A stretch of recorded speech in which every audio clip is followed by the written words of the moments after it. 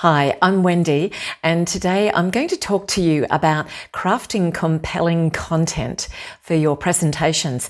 I'm going to give you some tips on what is compelling, what is not compelling, and things to look out for when you're involved in that process. So let's have a look at compelling content. So compelling content is content that is relevant to your audience. Obviously, you want to know your audience well. You want to understand their interests and their needs. So you need to tailor your presentation and your content to their needs so that that is compelling. Now, what is not compelling is very generic information. Information that doesn't resonate, that doesn't relate to your audience's needs. Presenting very detailed technical specifications without explaining their practical benefit, so that's not compelling. Now, clear and concise messaging. So compelling content is where your information, it's clear, it's direct, it's concise, it's brief. You're not using unnecessary jargon and slang.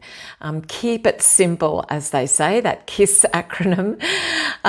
Not compelling content is being overly technical, using the jargon of the industry when it's not necessary. So, that sort of messaging only confuses rather than enlightens your audience. So don't make it complicated. Visuals, engaging visuals. So compelling content is using very visually appealing elements to your presentation, using high quality images to make your visuals really pop. Not compelling content is cluttering your slides with visuals that don't make sense, that are unnecessary, that are not clear, very poorly designed as well too. So making it harder for your audience to focus on what your real message is.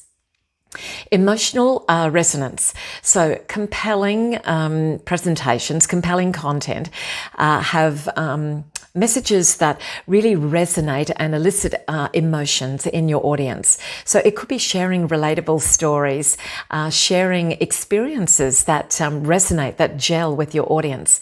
Not compelling is giving very dry, purely factual data, information that is emotionless. It doesn't, pique the interest of your audience or give them something to relate to. And it comes across as being very dry, boring, and robotic, and you don't want that. Okay, so my tips: be prepared, do your homework.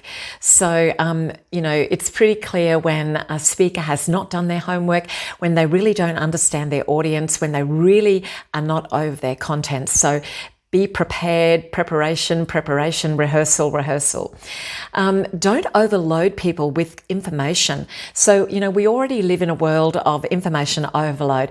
We don't need to drown people in data and information. So keep it concise, keep it brief, keep it to the point, stay clear of excessive details and statistics that are totally unnecessary.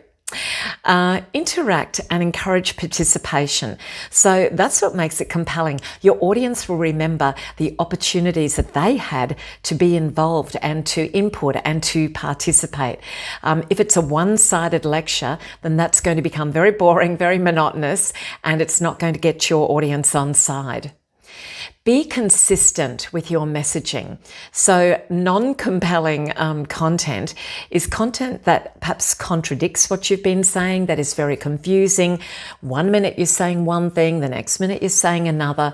So there is a lack of a coherent flow and logic, if you like.